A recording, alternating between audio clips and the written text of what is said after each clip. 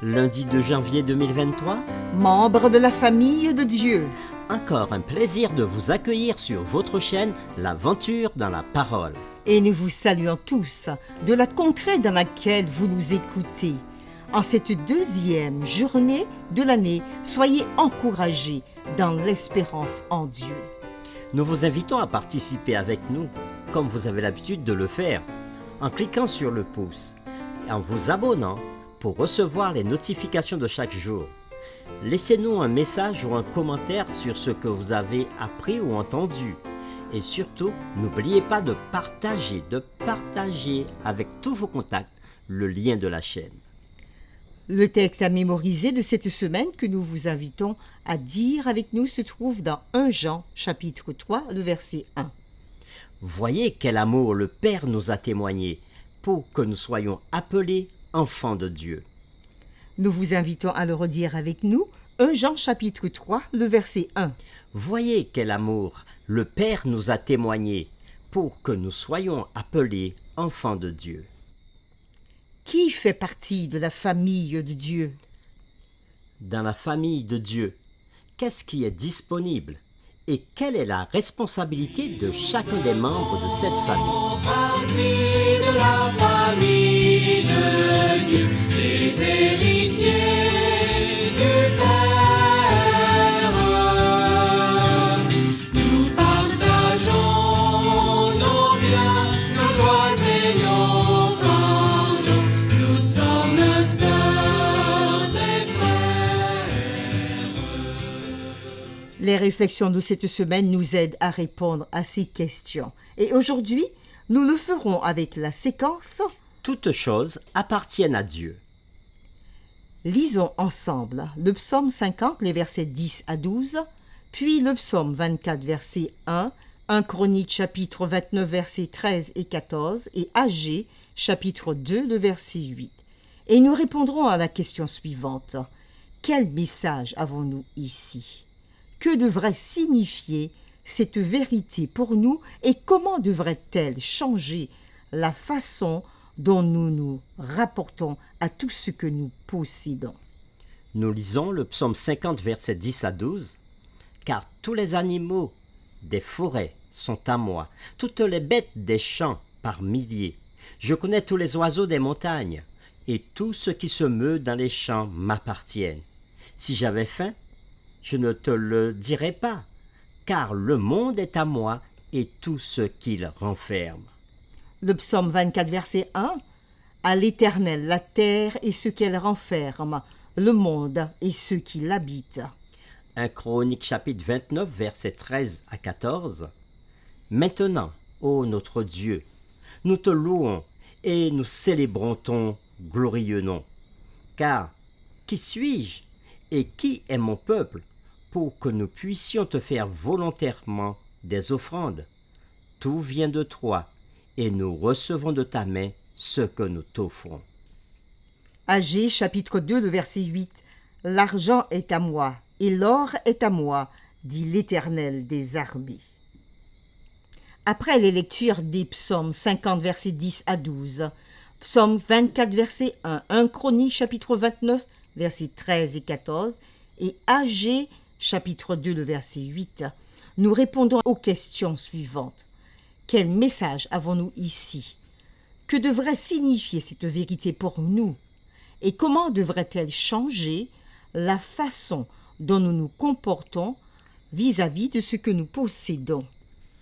Le premier livre des Chroniques, à partir du chapitre 17, rapporte le désir du roi David de construire une maison pour Dieu. Il partagea ce désir avec le prophète Nathan qui répondit « Fais tout ce que tu as dans le cœur, car Dieu est avec toi. » Cette réponse du prophète Nathan se trouve dans 1 Chronique chapitre 17, le verset 2.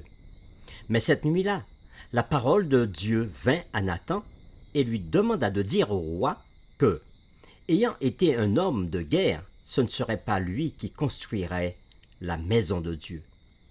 Son fils le ferait plus tôt. David demanda s'il pouvait au moins dessiner les plans et préparer les matériaux de construction.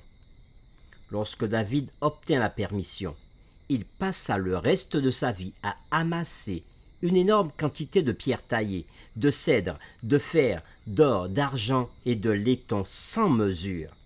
Lorsque tous les matériaux de construction étaient préparés et assemblés sur le chantier, David rassembla tous les dirigeants d'Israël pour une cérémonie de louange et d'action de grâce. Dans 1 Chronique, chapitre 29, le verset 13 et 14, selon la prière publique du roi David, qu'est-ce qui est la véritable source de tous les matériaux de construction que lui et le peuple avaient passé du temps et dépensé de l'argent à préparer? Bien sûr, en substance, il voulait dire « Nous ne pouvons pas vraiment nous attribuer le mérite de tous ces matériaux spéciaux parce que nous retournons simplement ce que nous avons reçu de toi. » Que nous soyons riches ou pauvres, mais surtout pour les riches, il est important que nous sachions tous que Dieu étant celui qui a tout, oui, il a tout créé au commencement. Il est véritablement le propriétaire légitime de tout ce qui existe, y compris tout ce que nous possédons, peu importe à quel point nous travaillons dur, diligemment et honnêtement pour cela. Sans Dieu et sa grâce, nous n'aurions rien, nous ne serons rien. En fait, nous n'existerions même pas. Ainsi, nous devons toujours vivre avec la prise de conscience que, en fin de compte, toutes choses appartiennent à Dieu. Et en le louant et en le remerciant pour sa bonté envers nous, nous pouvons garder cette vérité importante dans nos cœurs. Pour terminer, réfléchissons sur cette question de David, celle qu'il posa à Dieu. Car qui suis-je et qui est mon peuple pour que nous puissions te faire volontairement ces offrandes? 1 Chronique chapitre 29 verset 14. Quel beau principe trouvons-nous dans ces paroles? Et comment reflète-t-il ce que devrait être notre attitude envers Dieu et envers ce que nous possédons? Nous vous invitons à prier avec nous. Seigneur, à travers les différents passages de ta parole que nous avons lus aujourd'hui, nous constatons que tout t'appartient.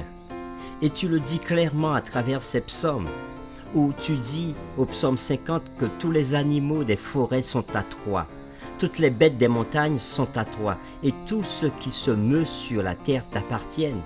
Tu as dit aussi au psaume 24, verset 1er, que la terre et tout ce qu'elle renferme et ceux qui l'habitent sont à toi. Et dans 1 Chronique chapitre 29, David reconnaît que tout ce qu'il a pu rassembler pour construire le temple et toutes les offrandes qu'il aurait pu t'offrir, toutes ces choses-là, c'est toi qui les mets entre ses mains. Et dans Agé chapitre 2 verset 8, tu nous as dit aussi que l'or et l'argent t'appartiennent. Effectivement, tous ces trésors, on les retrouve sur la terre ou dans le sous-sol de notre globe. Mais c'est toi qui as tout créé. Et lorsque tu as créé, tu nous donnes, tu nous dis que nous sommes gestionnaires de toutes ces choses. Lorsque nous t'apportons nos offrandes, nous ne faisons que te remettre ce qui t'appartient déjà. Ô Seigneur, ouvre nos cœurs pour que nous soyons généreux envers toi, mais envers ceux qui sont autour de nous aussi et qui ont faim et soif. Merci d'écouter nos prières et d'y répondre. Afin que ta volonté se fasse dans nos vies, nous t'avons prié au nom de Jésus. Amen.